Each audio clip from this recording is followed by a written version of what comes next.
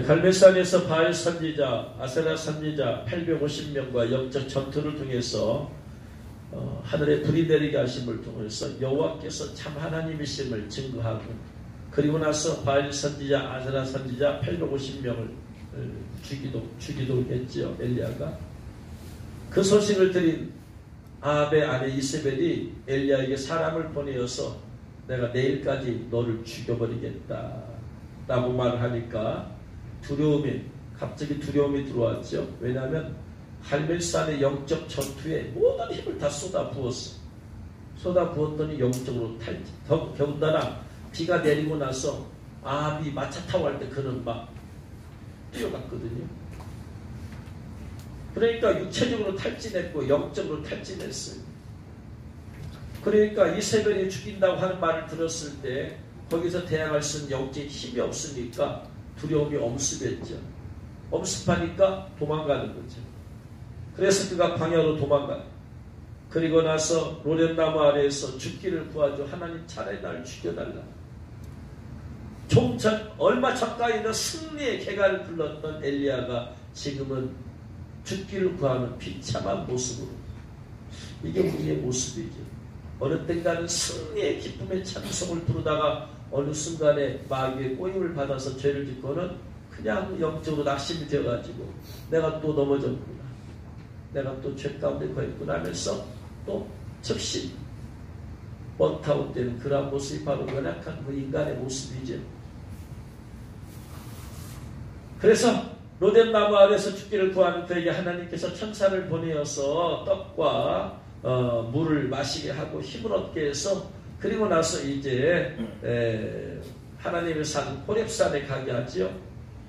그래서 호렙산에 도착했습니다. 호렙산에 도착해가지고 그리고 나서 이제 그 호렙산에서 하나님을 만난 엘리야의 모습이에요.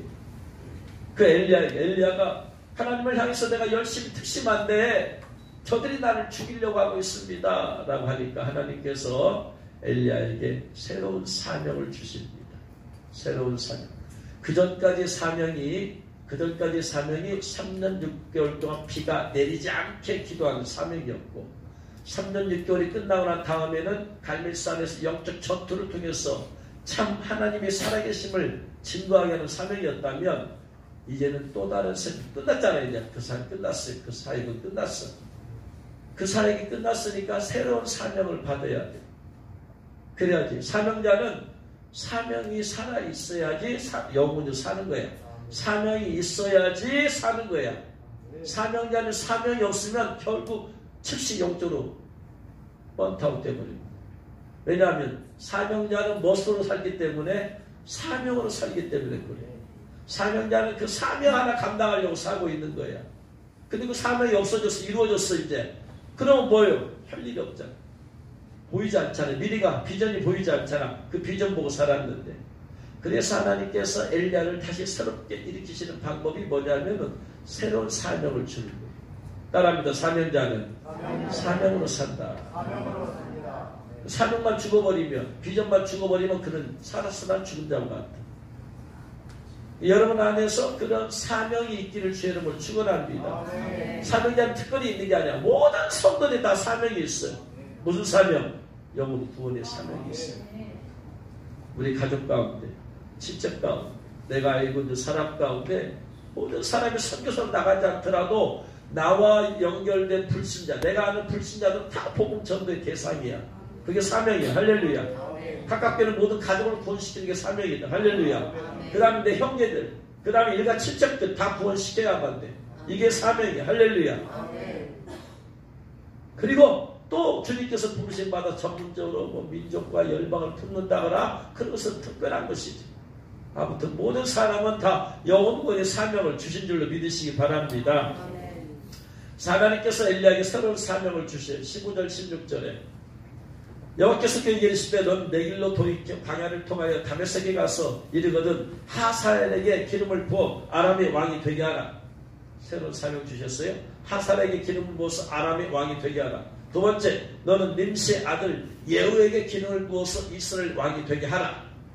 세 번째, 아벨 무올라 사마스의 아들 엘리사에게 기름을 부어서 너를 대신해서 선지자가 되게 하라.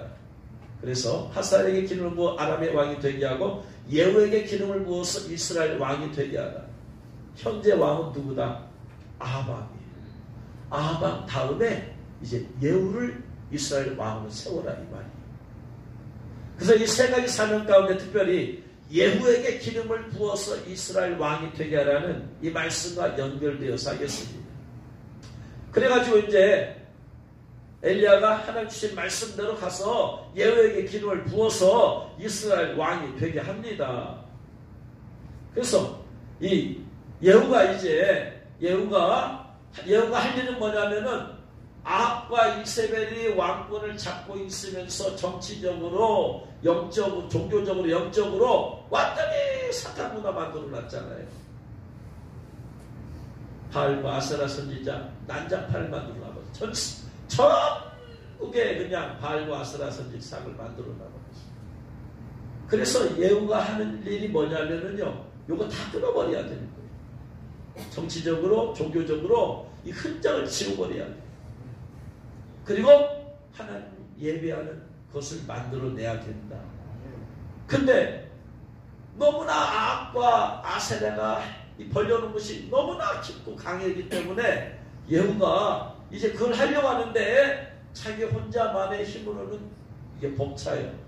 그래서 도움을 청합니다. 이제 그 얘기가 바로 열왕기하 10장 15절 16절 17절에 나와요. 예후가 이제 기름을 받았어요. 열왕기하 10장 15절 이하에 보면 예후가 거기에서 떠나가다가 자기를 맞이하러 오는 레갑의 아들 여호나답을 만난지라. 레갑의 아들 여호나답을 만났어요.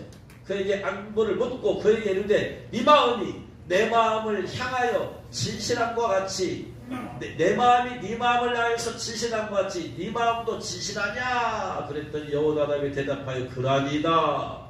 그러면 나와 손잡자. 손잡고 이 아합과 아세레가 이 퍼지게 만든 요거 완전히 뿌리 뽑자. 이 얘기예요. 그래서 예후가 끌어올려서 여호나답을 끌어올려서 병거에 올리며 이르되 나와 함께 가서 여호와를 위한 나의 열심을 보라 하고 이에 자기 병거에 태우고 사마리아에 이르러 거기에 남아있는 바 아합에게 속한 자들을 죽여 진멸하였으니 여호와께서 엘리야에게 이르신 말씀과 같았더라. 그러니까 예후가 이제 기름을 받고 이 마귀 문화를 완전히 심어놨던 아합에 속한 자들도 있잖아요. 아합과 아세라와 그 밑에서 속한 자들을 싹 뿌리 뽑아버려야 되는데 그래서 레갑의 아들 여호나답에게 도움을 청해가지고 같이 손을 잡고 했어요. 그러면 많고 많은 사람들 가운데 지금 레갑의 아들 여호나답을 선택했어요. 예후가.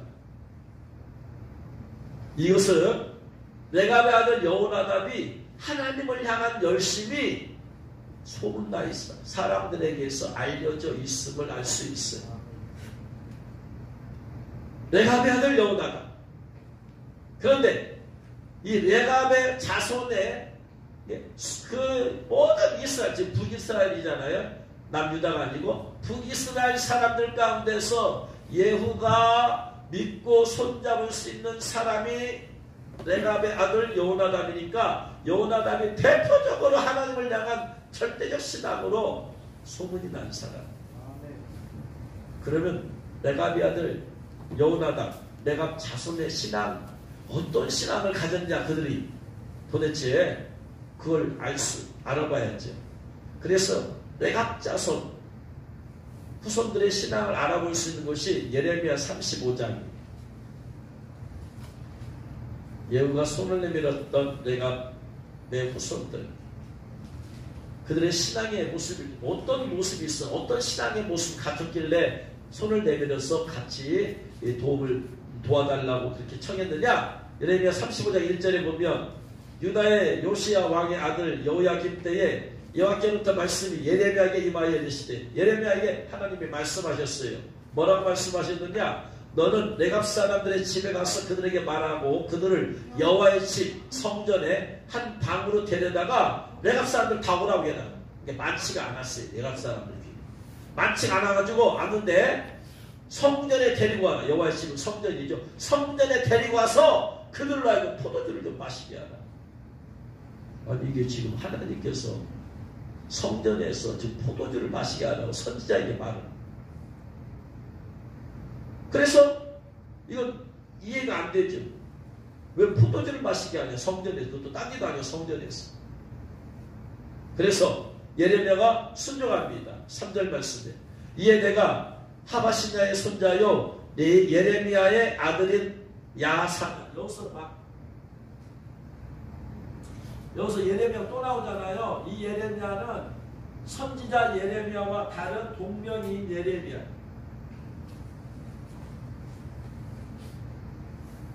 선지자 예레미야는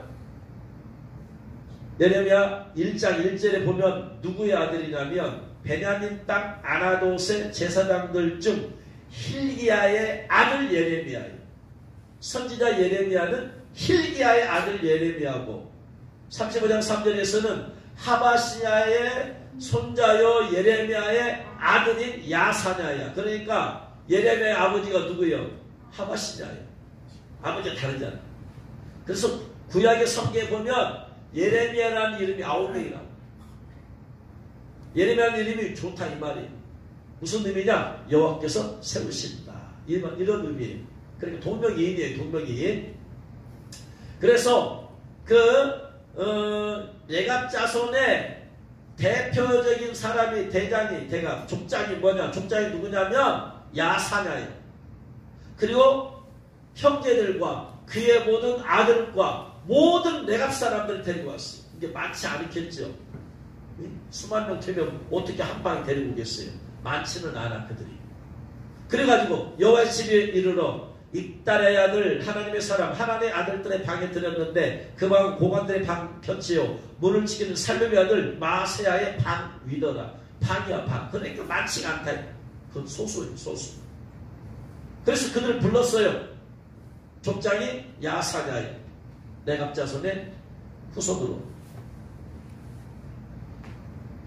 그리고 하나님 말이 뭐냐면 5절 말씀에 내가 레갑 사람들의 후손들 앞에 포도주가 가득한 종지와 술잔을 놓고 마셔라. 하나님이 나에게 말씀하시는데 너희들 데리다가 이방에 데리다가 하나님이 너희들 포도주 마시게 해놨다야. 그러니까 마셔라. 그러니까 이 레갑의 후손이 야사냐를 비롯한 레갑 자손들이 이거 지금 딜레마에 빠졌어요. 지금 예레미야는 대선지자야. 지금 더군다나 예레미야가 하나님의 이름을 걸고 하나님께서 그랬다고요. 이거 어떻게 하죠? 이거 예레미야 거짓말을 할 사람이 아니잖아. 거짓말이 아니잖아. 사실이잖아. 하나님이 마시라고 한다고 하잖아. 예레미야 대선지자가 마시라고 하잖아. 이걸 어떻게 거절해 이걸. 그런데 거절해. 6절 말씀에 그들이 이르되 우리는 포도주 마시지 않겠습니다. 당신이 하나님이 마시라고 해서 한다고 할지라도 우리는 안 마십니다. 왜냐하면요 레갑의 아들 우리 선조 요나단. 아까는 레갑의 아들이 누구라고 했어요? 레갑의 아들이 누구라고 이름이? 네? 여호나단. 아까는 이름이 뭐라고? 아까는 이름이 뭐라고 했냐면은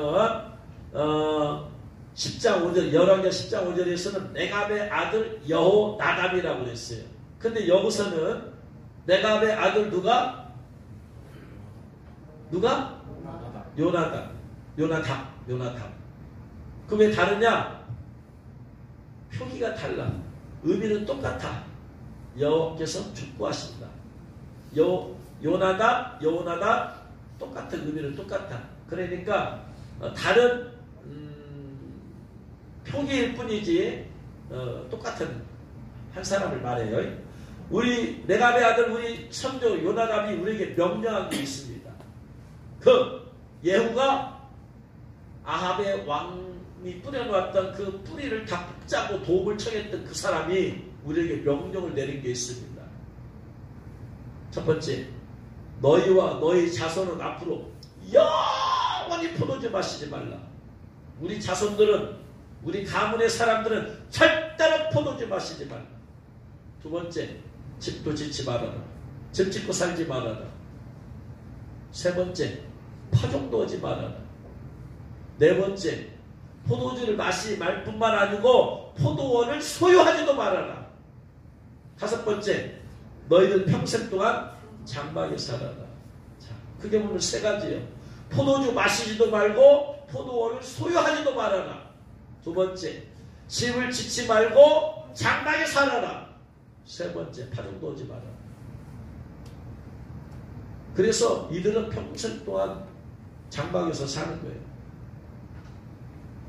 파종을 하려면, 파종을 농사를 지으려면 텐트에서 살 수가 있어요, 없어요? 살면 돼야 안 돼요? 안 되지. 집 짓고 살아야지. 그런데 장막에서 살아. 장막에서 살고, 장막이 텐트예요, 텐트. 여기 살다가 창지 치고 살다가 접어서 또 이쪽으로 갔다가 접어서 또 이쪽으로 갔다가. 이 말은 무슨 말이냐면 목축업하고 살아라 이 말이에요. 절대로 농사 짓지 말고 목축업하고 살아라. 이 다섯 가지 명령을 내렸어요. 그리하면 너희가 머물러 사는 땅에서 너희 생명이 길리라. 그러니까 레갑의 아들 요나답이 쫙 보니까 이스라엘 백성들이 왜 멸망했느냐, 왜 멸망이냐, 바빌론에 멸망하고 왜 그런 듯이 왕조가 나눠지고 막 그러느냐. 첫 번째는 술 때문이더라. 술. 포도주 마시고 취하고 이런 문제가 안 되겠다. 술이 들어가면 가문이 망한다. 절대로 내 자손들은, 우리 후손들은 포도주 마시지도 말고 포도원을 소유하지도 말아라. 두 번째, 파종을 하려면 집을 짓고 살고, 집을 짓고 살다 보면은 마음이 느슨해진다. 천국을 바라보고 살아야 되는데 자꾸 땅을 바라보고 땅에 거 심어야 되고 땅에 거 바라보고 살려니까 안 되겠다. 그래서 우리의 본 살집은 천국이니까 장막 생활을 해라. 우리 진짜 집은 여기가 아니다. 저기서 저기다 저기. 이런 의미로 요나답이 이 다섯 가지를 명령을 했어요. 그래서 그 이후로 우리가 레갑의 아들 우리 선조 요나답이 우리에게 명령한 모든 다섯 가지를 순종해서 우리가 이제까지 우리 아내와 우리 자녀가 평생 동안 포도주 마신 적이 없다. 이게 수백 년 동안. 수백 년 동안 우리 집 짓고 살지 않았고, 수백 년 동안 포도원이나 밭이나 종자도 가지도 않았고, 수백 년 동안 장막에 살아왔다. 우리가 이렇게 살았는데 당신이 포도주 마시다 한다고 소리 마실 수 없다. 죄송하지만 못 마십니다.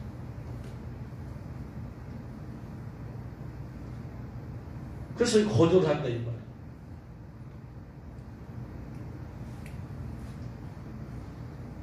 그러면 왜 하나님께서 레갑 자손을 불러다가 이 포도주를 마시게 하라고 했느냐? 12절 말씀에 딱 그렇게 대답을 하니까, 딱 그렇게 대답을 해. 우리 거절한다. 요나답 이후로 우리는 포도주 마신 적이 없다. 입에 댄 적도 없다. 그러니까 마실 수 없다. 그러니까 그렇게 말하니까 12절에 그때, 그들이 그렇게 말하니까 그때 여호와의 말씀이 예레미야에게 임하여 이르시되, 만군의 여호와 이스라엘의 하나님께서 이와 같이 말씀하시라. 너는 가서 유다 사람들과 예루살렘 주민에게 말해라. 내 말을 들으며 교훈을 받지 아니겠느냐. 여호와의 말씀이라. 봐라, 저 레갑의 아들 요나답이 그의 자손에게 포도주 마시지 말란 명령이 실행되고 그 후손들은 이제까지 절대로 입에 포도주 한 방울 입에 대지 않았다. 오늘까지 마시지 아니하거늘 너희가 너희에게 말하고 끊임없이 말하여도 너희는 내게 순종하지 아니하였다. 레갑의 아들 요나답의 자손에게 말한 것을 그 자손들은 요나답이 말한 그 말을 듣고 이제까지 순종하며 살아왔는데 너희들은 내가 수많은 선지자들을 보내고 가르치고 너희들 왜 내 말 안 듣냐. 15절에 내가 내준 모든 선자를 너희에게 보내고 끊임없이 보내어 이르기를 너희는 이제 각기 악한 길에서 돌이켜 행위를 고치고 다른 신을 따라 섬기지 말아라. 우상 섬기지 말아라. 그렇게 내가 얘기해도 너희들 왜 안 듣느냐. 봐라 레갑 자손들 봐라. 저들은 요나답이 포도주 마시지 말란다고 해서 그 이후로 한마디도 되지 않고 살지 않느냐.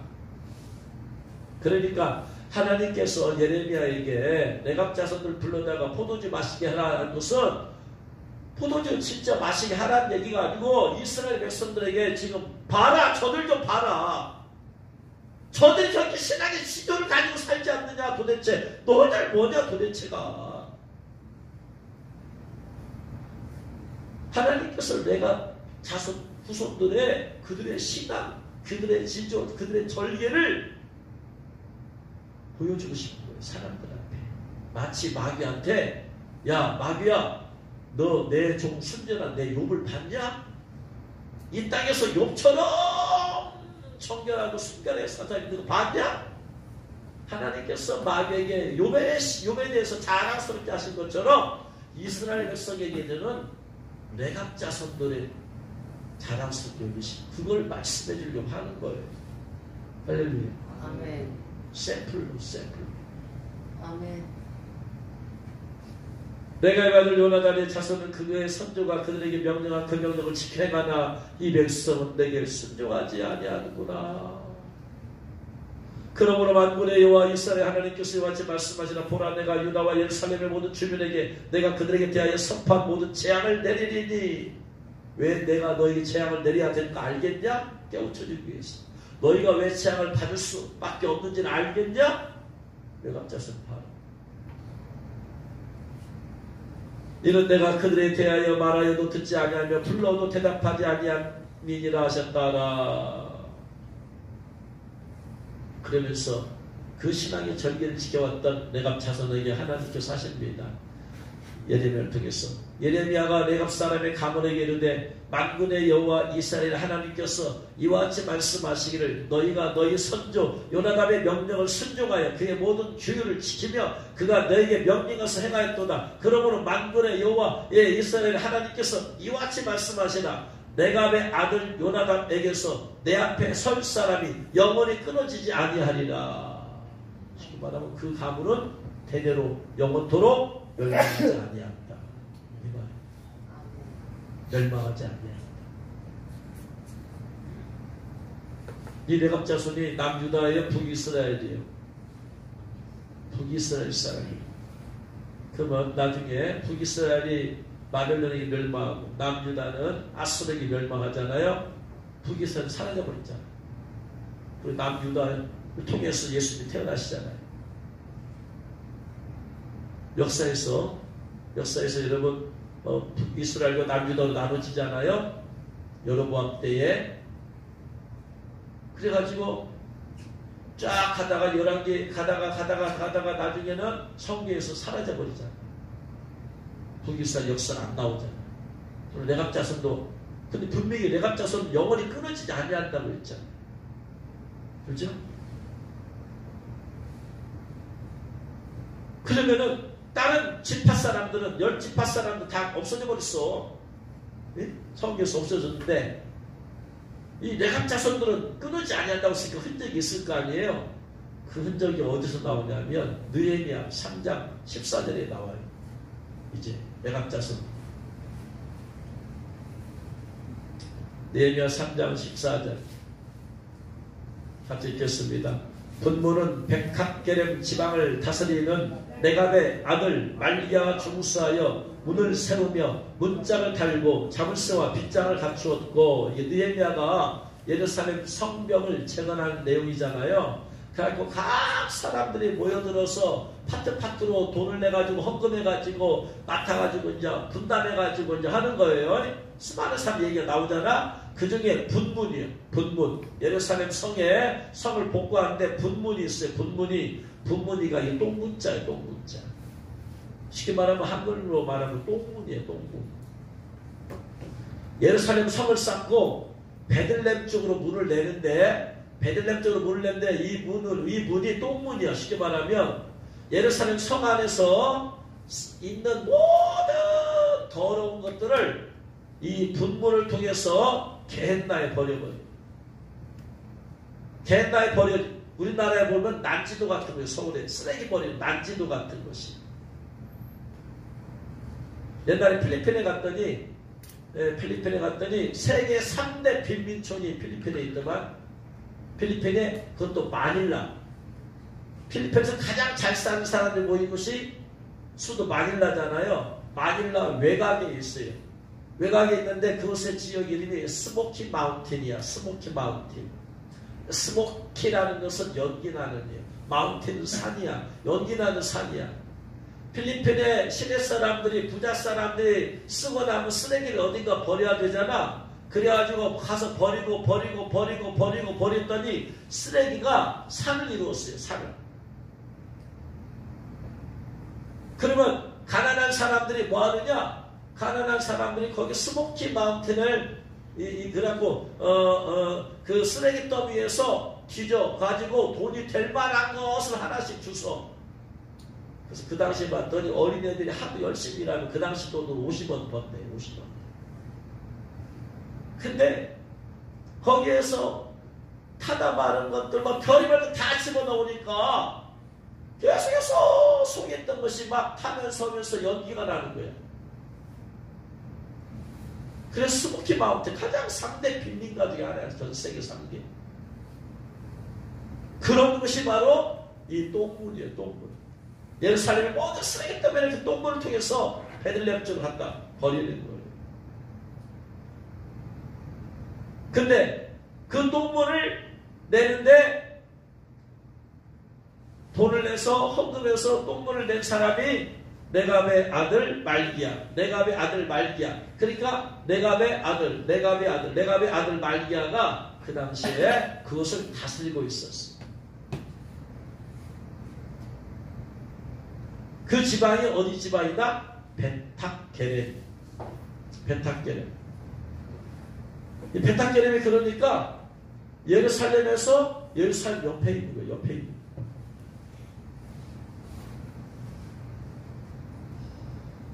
그래서 벤탁게렘이란 말이 무슨 말이냐면 포도원의 집이에요. 포도원의 집.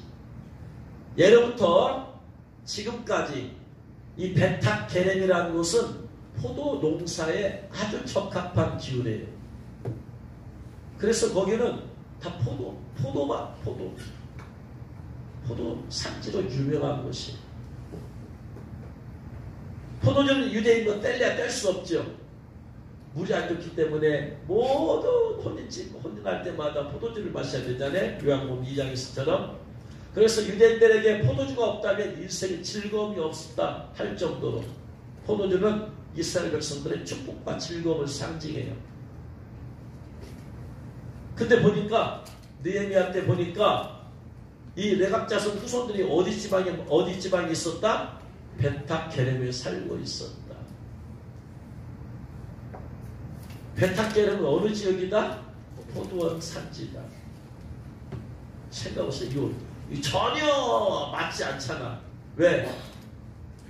내가 후손들은 절대로 포도주 마시지도 말라. 절대로 포도원 소유하지도 말라. 해놓고는 포도원 산지에서 살고 있어. 이거 어떻게 해? 그들 사는 곳 전체가 다 포도 산지야. 그러면서 그들은 포도주를 마시지 말아요. 그들이 모여서 자취할 때 뭘 마시겠어요? 포도주 마시지. 그들이 살고 있는 당 주위가 전부 다 포도원인데 소유도 못하지.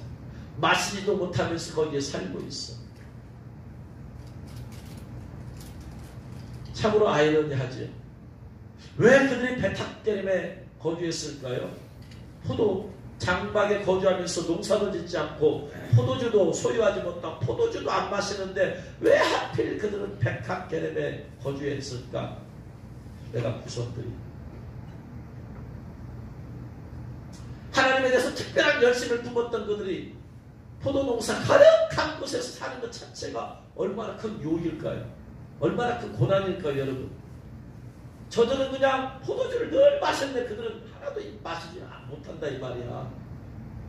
얼마나 유혹이 많을까 지금 포도주에 대해서. 뭐 때문에 그런 유혹? 그들은 그 지방에서는 이방인처럼 살아야 되잖아. 그들은 거기에 사는 사람들은 내가 후손들이 아닌 사람들은 그냥 자유롭게 포도주 마시고 다 포도원 소유하고 있고 근데 이들만은 독특하게 이방인처럼 포도주 입에도 되지 않아. 한 잔 마시지요? 죄송합니다. 요나답이 우리 후손들에게 말했습니다. 절대로 마시지 말라고. 죄송합니다.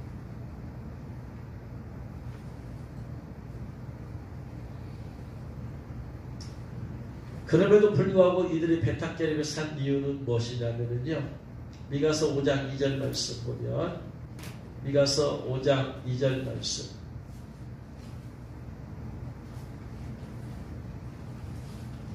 듣겠습니다. 베들레헴 에브라다야 너는 유다 족속 중에 자를지라도 이스라엘을 다스릴 자가 내게로 나올 것이라 그의 근본은 상고에 영원에 있느니라. 아멘.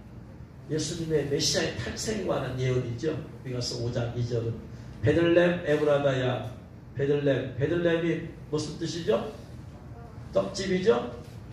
떡집이. 에브라다는 떡집을 뜻하는 베들레헴의 옛 이름이에요. 그러니까 베들레헴 에브라다야 이렇게 말한 것은 스불론 지방의 베들레헴에 또 있어요. 그리고 거기는 에브라다가 아니죠. 좀 구별하기 위해서 베들레헴 에브라다야 너는 유다 족속 중에서 작을지라도 조그만 마을이야. 그런데 작지만 작지 않은 마을이다. 왜냐하면 이스라엘 다스릴 자 예수님께서 베들레헴에서 태어날 것이기 때문이다. 할렐루야. 아멘. 이스라엘 백성들은 누구나 다 다윗의 후손인 메시아가 다윗의 후손 오신 메시아가 어디서 태어난다? 다윗의 고향인 베들레헴에서 태어난다. 이거 이스라엘에서 다 알고 있어. 다윗의 후손으로 오시는 메시아가 다윗의 고향인 베들레헴에서 태어난다.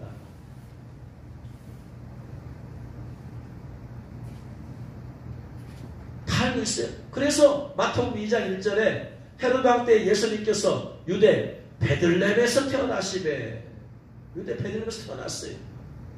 동방으로부터 박사들이 동방 박사가 왔죠. 예루살렘에 이르러서 물어봤어요. 유대인의 왕으로 오신 메시아가 어디 계십니까? 우리가 동방에서 그의 별을 보고 그에게 경배하러 왔습니다. 했더니 헤로드 왕과 온 예루살렘이 다 듣고 소동했죠. 근데 헤로드 왕은 이스라엘 사람이 아니니까 몰라. 이스라엘 사람들은 베들레헴에서 메시아가 태어난 걸 알고 있지만 헤롯은 이스라엘 사람이 아니니까 몰라. 그래서 헤로드 왕이 대제사장 서기관들 모았어요. 그리고 그리스도가 어디서 나겠느냐? 그러니까 즉격도 튀어나오죠. 미가 선자가 예언했습니다. 유대 베들레헴에서 태어난다고 했습니다. 쫙 예언서 펴져. 기록된 바 유대 땅 베들레헴아 너는 유대 고을 중에서 가장 작지 아니하도다. 내게서 한 다스린 자가 나와서 내게서 이스라엘의 목자가 되리라. 이게 미가서 5장 말씀. 이 베들레헴에서 태어난다는데 이 베들레헴과 가장 가까운 지방이 뭐냐면요. 예루살렘, 베들레헴, 베탁게림. 베들레헴 옆동, 베탁게림. 그러면 알 수 있어요. 포도주를 입에 대지도 않고 포도원을 소유하지도 않은 내각 자손들이 포도가 가득한 베탁게림에서 산 이유는 오직 하나.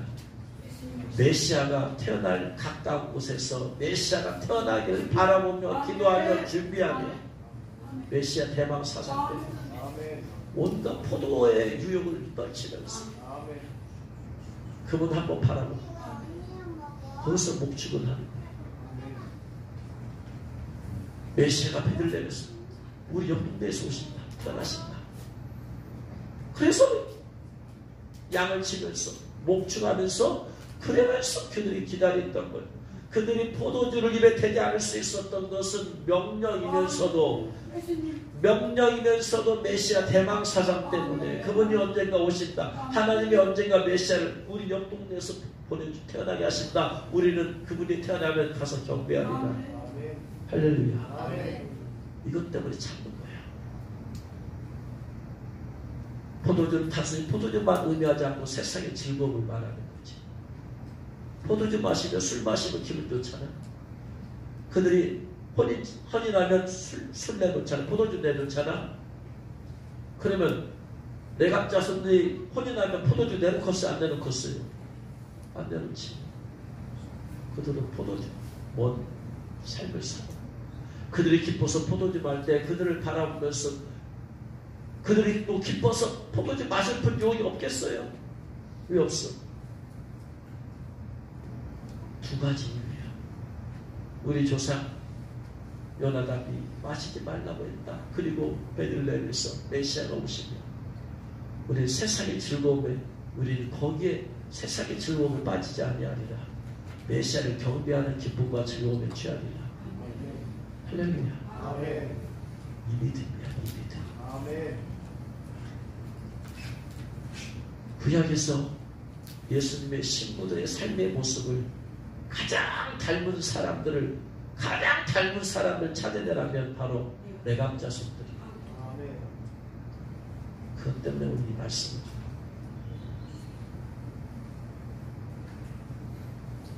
그래서 그들은 그 메시아 대망 사랑 때문에 포도주 입에 대지 아니야. 세상의 즐거움 가운데 거기서 누리지 아니야. 포기한 거야. 집도 소유하지 않아. 우리가 살 집은 영원한 저 천국집이다. 우리는 이 땅에 소유하지 않는다. 영원한 천국을 소유하며 산다. 그러면서 텐트 천막체는 텐트 접었다 폈다. 그들의 애환을 누가 알 수 있어요? 도대체 아무도 알 수 없어. 세상 사람과 전혀 세상 이스라엘 안에 있지만 이스라엘 사람과 전혀 다른 삶을 살아. 이스라엘의 모든 사람이 기쁨과 즐거울 때 포도주 마시지만 그들은 포도주를 입에도 대지 않아. 이스라엘 사람이지만 전혀 이스라엘인답지 않게 살아. 모든 이스라엘 사람들이 땅을 소유하고 파종하면서 살지할지라도 그들은 전혀 다른 삶을 살아. 우리는 땅을 소유하지 않습니다. 집을 소유하지 않습니다. 천국의 집을 소망할 뿐입니다. 할렐루야. 그래서 누가복음 2장에 보면 누가복음 2장 8절 말씀에 보면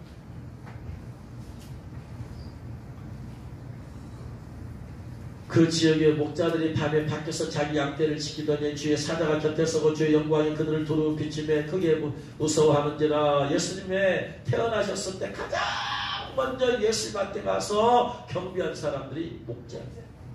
이 목자들이 바로 내가 무슨 제일 먼저 경배한 사람이 동방박사가 아니야.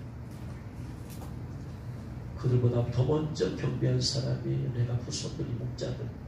텐트 치면서 양치면서 메시아 대망 사상으로 기다리고 얼마나 많은 포도주를 마시고 싶은 유혹들이 있겠어요. 얼마나 많이 집을 소유하고 그래서 편안하게 살고 싶은 마음이 얼마나 많이 있었어.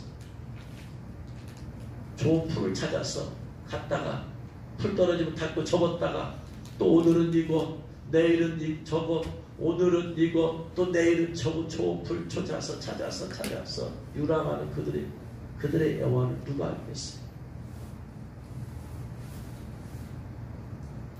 세상 사람들이 볼 때는 미련하게, 다른 이스라엘 사람들 볼 때는 미련하게 보여. 기쁘고 즐거우면 포도주 마시면 되지.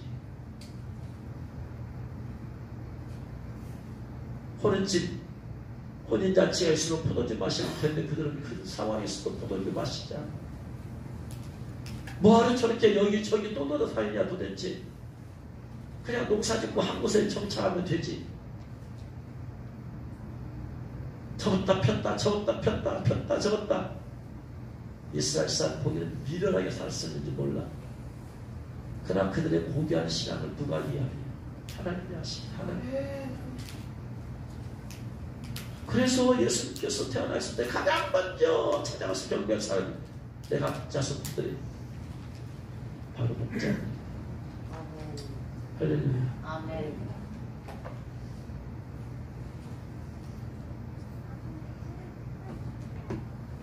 다섯 가지 내렸어요. 명령을. 포도주 마시지 말아라. 포도원 소유하지도 말아라. 집을 지지도 말아라. 평생 장막에서 살아라. 파종하지 말아라. 이것을 요약하면 포도주를 마시지도 말고 포도원을 소유하지도 말라.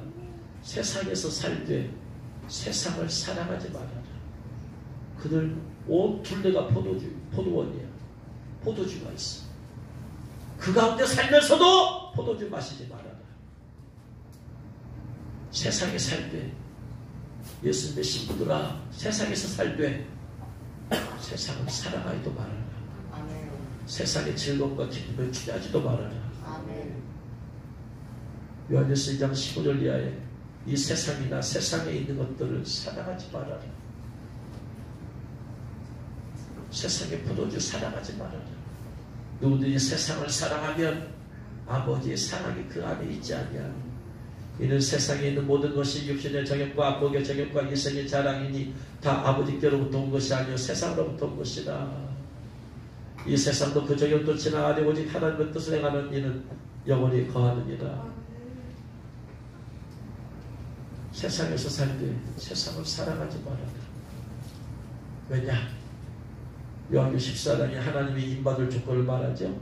인받은 14만 4천은 여자와 더불어 더럽히지 아니하고 세상이란 여자와 더불어 더럽히지 않았어. 세상이란 여자와 그 입에 거짓말이 없고 흠이 없는 자들이다. 세상이란 여자, 여자에서 말한 여자는 육체적인 여자가 아니고 세상이라고 하는 큰성 바벨론이라고 하는 세상을 말하죠. 예수님의 신부된 성도, 하나님이 인받은 성도는 세상에 살되 세상으로 인해서 세상의 즐거움과 쾌락으로 인해서 더러워지면 안 된다. 계시록 17장 1절에 또 일곱 대접을 가진 일곱 천사 중 하나가 와서 내게 말하되 이르되 이리로 오라. 많은 물 위에 앉은 큰 음녀, 많은 물 위에 앉은, 많은 물 위는 열방을 말하죠. 열방 위에 앉은 큰 음녀, 바벨론이라는 세상의 세상 일을 받을 심판을 내게 보이리라. 왜냐? 세상의 임금은 마귀이기 때문에. 17장 5절 그의 이마에 이름이 기록되었으니 비밀이라 큰 바벨론이라 땅의 음녀들과 가증한 것들이 업이라 큰 바벨론이 세상이 말합니다. 그래서 이 세상은 임금이 심판받게 되어지고 이 세상은 불타 없어지게 되어지는 것이. 19장 2절에 그의 심판은 참되고 의로운지라 음행으로 땅을 더럽게 한 큰 음녀, 세상이란 음녀를 심판하사 자유종들의 피를 그 음녀의 손에 갚으셨도다. 그러므로 포도주 마시지 말아라. 이 말은 세상의 즐거움에 빠지지 말아라. 취하지 말아라. 예수님의 신부들아, 너희들 거룩한 신부들 아니냐. 이 세상의 즐거움 빠지지 말아라. 이 세상 사랑하지도 말아라. 이 세상에 있는 것들 사랑하지 말아라. 세상에 살할 때 세상의 것에 빠지지 말아라. 포도가 가득한 곳에 살 때, 포도주가 가득한 주위에 살 때 포도주를 밖에도 입에도 대지 말아라. 살았던 내가 자손들처럼 우리는 세상에 살 때 세상의 즐거움에 취하지 말아야 돼. 이게 신부의 자격이에요. 하나님의 입받을 사람의 자격이에요. 할렐루야. 아멘. 두 번째, 파종하지 말아라. 이 땅에 파종하면 이 땅에 파종한 것을 거두려고 기다린다. 그러면 우리의 삶은 뭐냐? 우리가 이 땅에서 뭔가 뿌리면 이 땅에서 주거니 받거니 주거니 받거니 주거니 받거니 그렇게 살려고 하지 말아라. 이 땅에서 파종을 하되 거두는 것에서 천국에서 거두도록 해라. 이 땅에서 거두려고 하지 말아라. 하나님께서는 뿌린 대로 거두게 하시네. 뭘 심으면 거두게 되어 있어. 세상에 속한 사람들은 천국에 소망이 없기 때문에 이 세상에 뿌린 것들을 어디서 거두려고 그래요? 이 땅에서 거두려고 그래요. 내가 선을 행하고 남을 도와주고 뭘 행하면 이 땅에서 다 받으려고 그래요. 천국에 소망이 없기 때문에. 천국에 소망을 가진 사람이 이 땅에 뿌려놓고 거두는 것, 이 땅에서 받아버리면 천국에서 받을 게 없어. 이 땅에서 영광 받아버리면 받을 게 없다. 그러니까 이 땅에서 받으려고 하지 말고 천국에서 받으려고 하라. 할렐루야. 내가 누군가를 도와줬으면 잊어버리고 끝내버려. 그 사람이 날 도와줄 것이다. 내가 이렇게 해줬으니까 도와줄 것이다. 보상심리 갖지 마. 그냥 뿌리고 잊어버려. 주님께서 거두게 하시리라. 할렐루야.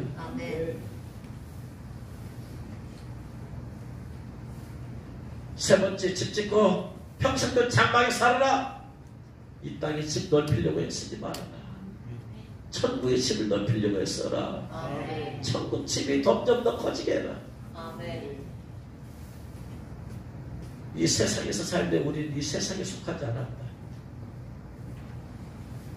요한복음 15장 19절에 너희가 세상에 속하였으면 세상이 자기 것을 사랑할 것이나 너희는 세상에 속한 자가 아니요 도리어 내가 너희를 세상에서 택하였기 때문에 세상이 너희를 미워하느니라.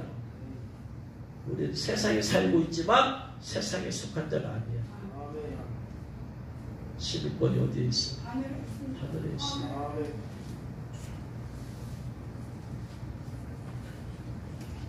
캐나다에 한국 목사님이 계시는데 북한을 수백 번 들어가서 북한 사역을 했어요. 은밀히 들어간 게 아니고 공개적으로 들어가서 많은 도움을 주고 했어요. 몇백 번을 들었다. 캐나다 시민권이죠. 캐나다에서 목회하니까 그 양반이 북한에서 들어가서 있을 동안에 북한에서 먹고 마시고 자고 다오지만 북한에 속해 있지만 북한에 몸을 있지만 북한에 속한 사람은 아니에요. 그분의 시민권은 캐나다입니다. 우리가 이 땅에서 생활하지만 우리는 시민권은 저 천국에 있다. 그러니까 이 땅에 그 집들에 넣어서 너무나 목매달할 필요 없다 이 말이야. 그래서 예수님께서는 내가 세상에 속하지 않냐처럼 예수님께 속한 자들은 이 세상에 속한 자들이 아니다. 살고 있긴 하지만 속한 자들은 아니다. 매여있는 자들이 아니다. 매이지 말아라. 이 세상의 일들에게 매이지 말아라. 세상 찌들에 매이지 말아야 돼. 매이고 자꾸 매이고 그것이 영적인 이게 결박이 이루어지는 거야. 요한복음 17장 14절에 내가 아버지의 말씀을 그들에게 주었사오매 세상이 그들을 미워하였사오니 이는 내가 세상에 속하지 아니함과 같이 그들도 세상에 속하지 아니함으로 인함이니이다. 내가 비없는 것은 그들을 세상에서 데려가시기 위함이 아니요 다만 악에 빠지지 않고 보존하기 위함이다. 내가 세상에 속하지 아니함과 같이 그들도 세상에 속하지 아니하였다. 우리가 예수 믿기 전에 세상에 속하였어요. 왜냐? 세상의 임금이 마귀였기 때문에 우리는 마귀에 속한 자였어. 세상에 속았다는 얘기는 마귀에 소속됐다는 말이야. 마귀 백성이라는 얘기야. 우리는 예수 믿는 순간에 마귀와 끊어져 버렸어. 그리고 예수님께 속했어요. 예수님은 이 세상에 속한 분이 아니야. 하늘에 계신 분이 내려오신 거야. 우리가 여전히 이 땅에 살고 있지만 나는 이 세상에 속하고 있지 않아. 왜? 내가 속한 분이 마귀가 아니고 예수님이고 그 예수님은 하늘에 속한 분이시기 때문에 따라합니다. 나는 이 세상에 살고 있지만 이 세상에 속한 것이 아니다. 이 세상의 일들에 목매달려지면 어떤 사람들 막 정치에 예수님 믿으면 정치에 목사들 보면 그냥 정치. 예수님께서 이 땅에 오셔서 정치에 대해서 막 열변이 토했어요. 제자들하고. 그 땅의 정치는 그 당시에는 민주주의가 완전히 이루어졌어요. 아니지. 헤로데 독재지. 로마의 압제하에 있죠. 예수님께서는 이 세상 나라를 자유케 하려고 온 게 아니라 하나님의 나라를 확장하려고 오신 것이요. 너무나 정치에 목매달리지 마. 그냥 기도만 하고 하나님께 맡겨. 우리는 그냥 이 민주당 좋아하는 목사들은 막 국민의힘 막 그냥 까고, 국민의힘 파는 또 민주당 까고, 뭐나 그러지 마. 그냥 절대 맺고 기도만 할 뿐이야. 왜 세상에 이래 그렇게 막 문배다니? 세상에 속한 사람들은 그게 최대의 관점이야. 정치가.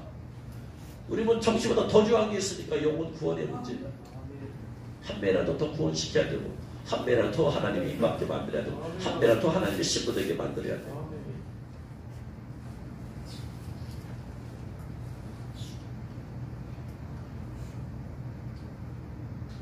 그리고 메시아 대망 사상으로 그들은 준비하면서 그거 사는 그 소망이 있기 때문에 그냥 포도주 천지에서도 포도주 안 마시는 이유는 대망 사상입니다. 여러분, 예수님께서 공중에 오실 때 들림받은 소망을 가지고 사시기 죄를 축원합니다. 주께서 오령과 천사장의 소리와 하나님의 나팔로 친히 하늘로부터 강림하시니 그리스도 안에서 죽은 자들이 먼저 일어나고 그 후에 우리 살아남은 자들도 그름 속으로 그들과 함께 끌어올리게 되어 있다. 휴거하게 되어 있다. 휴거의 소망을 갖고 살자. 수많은 사람들이 말이에요, 이 말씀을 부인하며 살아요. 대환란 전에 휴거란 없다. 이단 사상을 전하면서 지들이 이단 사상인 줄로 모르고 이걸 전한 사람이 이단이네. 누가 뭐래도 흔들리지 마. 신앙 박박사가 말해도 흔들리지 말고 주님 모시고 나는 강림하리라. 신부의 옷 입고 있다. 아멘. 할렐루야. 아멘. 이 메시아 대망 사상, 주님 모시니 곧 오시니. 아멘. 할렐루야. 아멘. 이제 말씀을 마칩니다. 신부된 성도의 삶은 포도주 마시고 포도주 천지인 곳에 살지만 포도주 입 밖에도 되지 않아. 세상의 즐거움 천지지만 세상의 즐거움에 빠지지 마.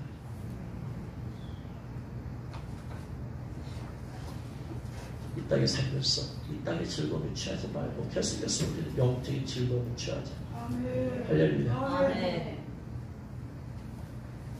이 땅에서 파종하고 씨를 뿌리고 거두는 것에서 그런 법칙은 이 세상의 법칙이야. 영적인 법칙은 이 땅에서 뿌리고 하늘에서 거두자. 할렐루야. 아멘.